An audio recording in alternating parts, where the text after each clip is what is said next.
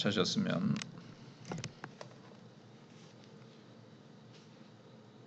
합독하시겠습니다. 그가 내게 이르시되 인자야 내 발로 일어서라 내가 내게 말하리라 하시며 그가 내게 말씀하실 때에 그 영이 내게 임하사 나를 일으켜 내 발로 세우시기로 내가 그 말씀하시는 자의 소리를 들으니 내게 이르시되 인자야 내가 너를 이스라엘 자손 곧 패역한 백성 나를 배반하는 자에게 보내노라. 그들과 그 조상들이 내게 범죄하여 오늘까지 이르렀나니 이 자손은 얼굴이 뻔뻔하고 마음이 굳은 자니라. 내가 너를 그들에게 보내노니 너는 그들에게 이르기를 주 여호와의 말씀이 이러하시다 하라. 그들은 패역한 족속이라. 그들이 듣든지 아니 듣든지 그들 가운데에 선지자가 있음을 알지니라. 인자야 너는 비록 가시와 찔레와 함께 있으며 정갈 가운데 거주할지라도 그들을 두려워하지 말고 그들의 말을 두려워하지 말지어다. 그들은 패역한 족속이라도 그 말을 두려워하지 말며 그 얼굴을 무서워하지 말지어다. 그들은 심히 패역한 자라. 그들이 듣든지 아니 듣든지 너는 내 말로 고할지어다. 아멘. 에스겔은 제사장의 아들이었기 때문에 그가 30세가 되면 제사장의 직분을 할 수 있는 그런 처지에 있었습니다. 아마 어려서부터 제사장이 되는 것에 대해서 꿈을 가지고 아마 마음에 큰 준비를 했던 것 같습니다. 그러나 자신과 또 많은 사람들이 포로가 돼서 바벨론에 끌려오는 바람에 어렸을 때부터 가졌던 이 꿈은 이룰 수가 없게 되었습니다. 그리고 에스겔 자신이나 끌려온 모든 사람들은 다른 사람들처럼 예루살렘에 그대로 남아 있어야 하는데 자기들만 끌려왔다는 것 때문에 좀 굉장히 반항적이고 또 비관적인 상태에 있었던 것 같습니다.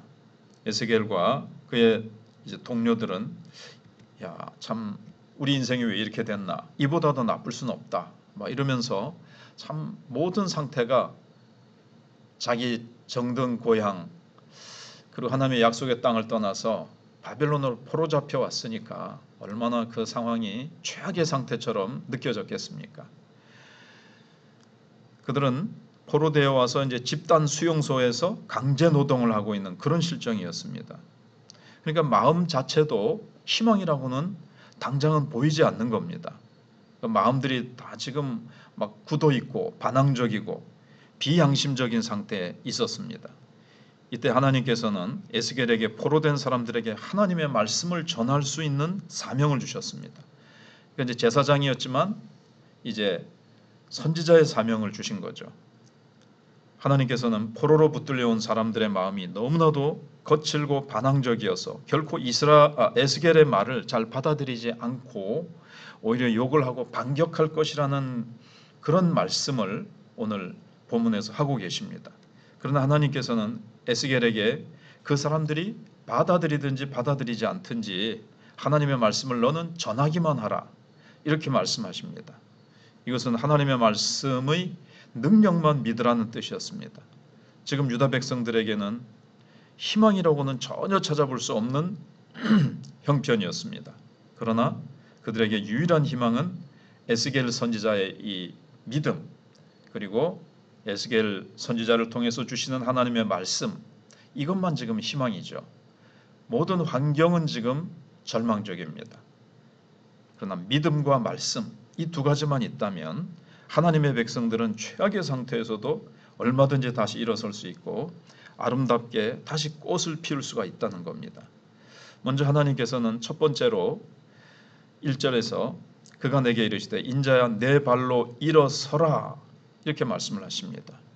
여기 인자라는 것은 나중에 예수님이 자신을 가리켜서 인자라고 하시는 그때 이제 사용하시지만 그것과는 지금 다른 의미입니다.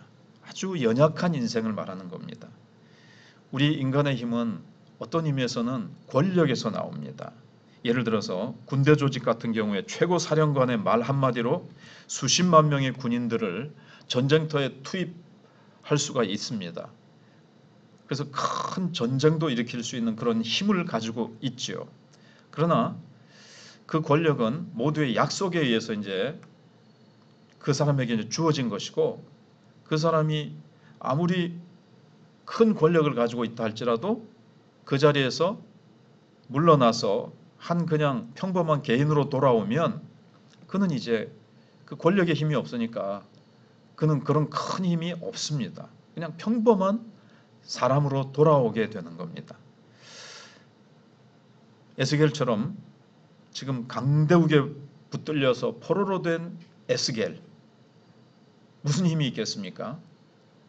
에스겔에는 권력도 없고 에스겔에게는 아무런 세상적인 힘은 없습니다. 그래서 에스겔은 지금 연약한 인생이라는 것을 지금 강조하기 위해서 인자야 이렇게 부르고 계시는 것입니다. 에스겔은 지금 뭐 초자연적인 뭐 능력이 있는 것도 아니고 포로되어 온 곳에서 아무것도 할 수 없는 그야말로 인자, 그에게 하나님이 지금 말씀하시는 겁니다. 첫 번째 말씀하시는 것이 일어서라는 겁니다. 여기서 일어서라는 것은 물론 에스겔이 앞에 나타난 환상을 보고 압도가 되어서 엎드려 있으니까 일어나라, 뭐 이런 의미도 될 수가 있겠지만 그것보다는 어떤 마음의 자세를 두고 하시는 말씀입니다. 에스겔도 바벨론에 포로되어 와서 좌절과 절망에 빠져서 침체되어 있는 다른 사람들과 비슷한 상황에 있는 겁니다. 지금. 그런데 에스겔 자신도 뭐 하나님에 대해서 지금 아마 원망하는 마음도 있을 수 있고 참 뭔가 이 상황에 대해서 분노하는 마음이 있다는 거죠. 모든 이 현실에 대해서 부정하고 싶고 참 이렇게 되다니 아마 이런 마음이 있었던 것 같습니다. 그때 하나님께서 에스겔에게 일어서라 하는 것은 너는 너 자신이 얼마나 중요한 사람인지 알아야 되며 다른 사람들의 태도와 상관없이 다른 백성들은 다 침체되고 절망과 원망으로 엎드러져 있다 할지라도 마음의 자세가 엎드러져 있다 할지라도 침체해 있다 할지라도 너는 너의 마음을 붙들어 일어나라 하는 겁니다. 믿음을 붙잡아라. 네가 해야 될 사명이 있다. 거기에 대해서 내가 지금 말하겠다. 절망적인 상황에 주저앉아 있지 말고 일어서라는 겁니다. 그렇게 말씀하시는 분은 다름 아닌 하나님이시라는 겁니다. 하나님은 지금 아무런 권력도 없고 지혜도 없고 인자 같은 우리들에게도 일어서서 하나님의 말씀을 받으라는 겁니다. 그가 내게 말씀하실 때에 그 영이 내게 임하사 나를 일으켜 2절입니다. 내 발로 세우시길로 내가 그 말씀하시는 자의 소리를 들으니 자, 근데 에스겔을 일으킨 것은 자신의 의지가 아니라 하나님의 영이었습니다. 성령이신 거죠. 물론 순종해서 뭐 억지로 이렇게 일어날 수 있습니다. 그러나 에스겔의 의지로 지금 일어나는 것이 아니라 성령께서 힘을 불어넣으셔가지고 성령의 능력에 의해서 에스겔은 일어서게 되는 겁니다. 그러면 왜 우리는 다른 사람들과 좀 달라야 하느냐? 에스겔은 왜 다른 백성과 달라야 하느냐? 또 우리에게도 하나님께서는 일어나라고 말씀하시고 말씀을 받으라고 하시는데 왜 그러냐는 겁니다. 우리도 어떨 때는 참 주님의 어려운 사명을 감당하기보다 나 자신을 부인하고 십자가 지고 따라야 되는데 그냥 다른 사람, 세상 사람들처럼 자유롭게 평범하게 편하게 살고 싶은 마음이 들 수도 있습니다. 그러나 하나님은 우리를 특별하게 부르셨습니다. 하나님의 손에 붙잡힌 후부터는 평범한 삶은 사실 불가능하게 되어버렸습니다. 그래서 우리의 삶이 다른 사람들처럼 평탄하지 않다고 해서 우리는 힘들어하고 비관하면 안 됩니다. 오히려 기대를 해야 됩니다. 하나님이 나를 통해서 어떤 일을 하실까?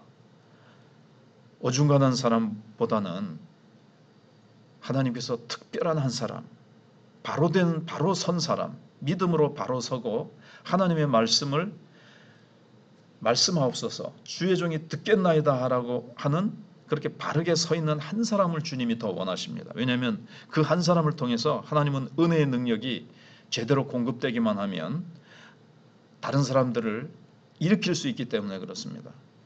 그냥 어중간하게 그냥 편하게 사는데 그냥 이것도 아니고 저것도 아닌 어중간한 사람은 하나님 앞에 하나님께서 그 사람을 들고 어떤 하나님이 하시고자 하신 일을 할 수가 없습니다. 그러나 주님 나를 드립니다. 주님 손에 붙들려서 주님 말씀하옵소서 순종하겠나이다.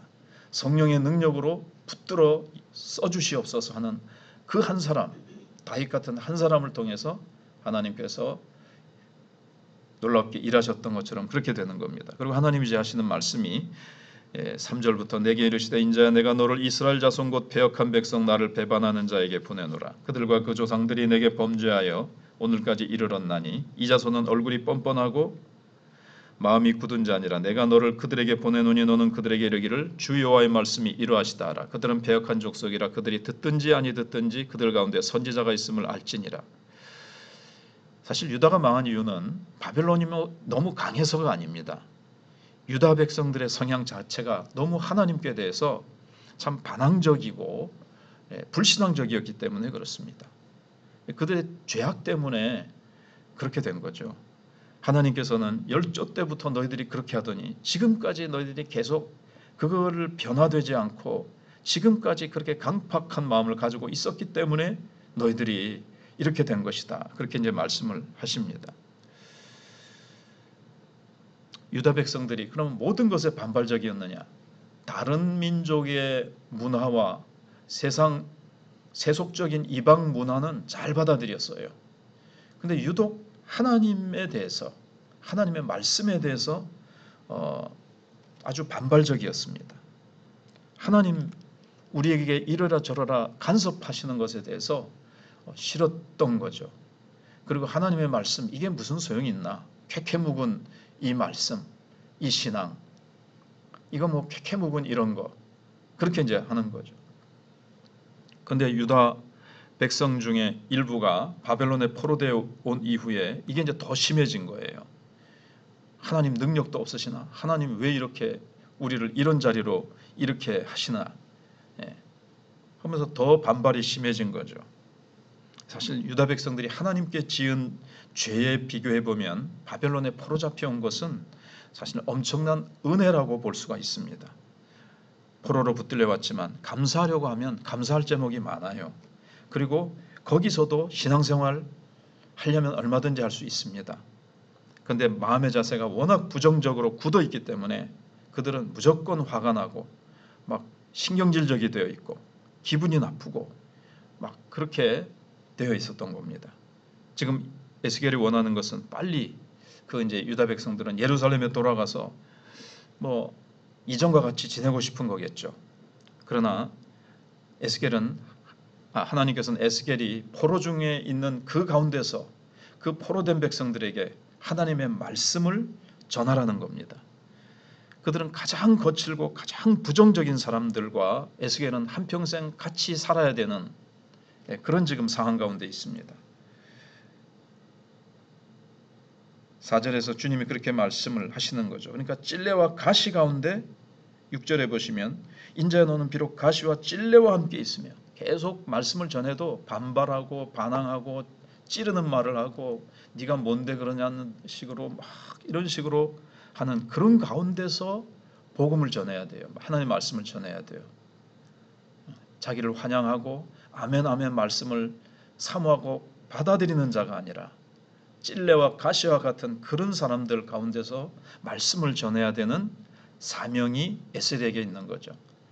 그러나 하나님의 종은 하나님이 어떠한 상황 가운데 심으시든지 보내시든지 거기서 어떠한 말씀을 주시든지 그대로 순종해야 됩니다.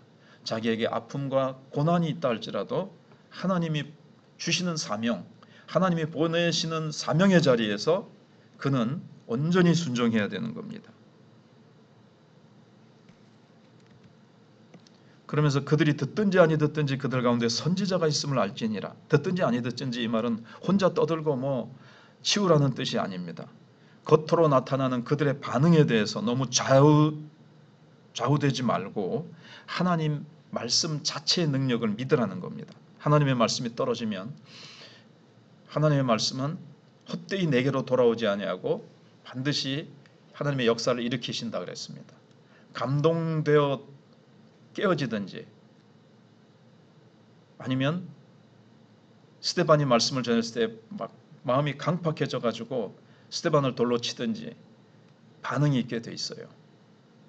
그러니까 너무 반응에 조급해하지 말고 네 재주나 네 기교나 네 생각 의지하지 말고 이게 하나님의 말씀이니까 하나님이 전하라고 하셨으니까 하나님은 이 말씀을 통해서 어떻게 일하실지는 언제 역사할지는 알 수 없고 전하라고 했으니까 당장 반응에 네가 이렇게 마음이 흔들리지 말고 그냥 전해라. 거기에 너무 민감하게 반응하지 말고 내 말을 전해라. 반응에 상관없이 전해라. 이렇게 한 겁니다. 사실 우리는 사람을 설득하거나 감동시킬 능력이 없습니다. 우리의 말재주나 우리의 어떤 기교로 그렇게 할 수 없습니다. 이 말씀을 통해서 성령께서 역사하셔야 됩니다. 단지 우리가 하나님의 말씀을 전할 때에 하나님의 주권에 의해서 부흥이 일어나게 되는 겁니다. 그래서 그들 중에 선지자가 있었다 하는 겁니다. 선지자가 있다는 것은 하나님이 그들과 함께 하셨다는 거죠.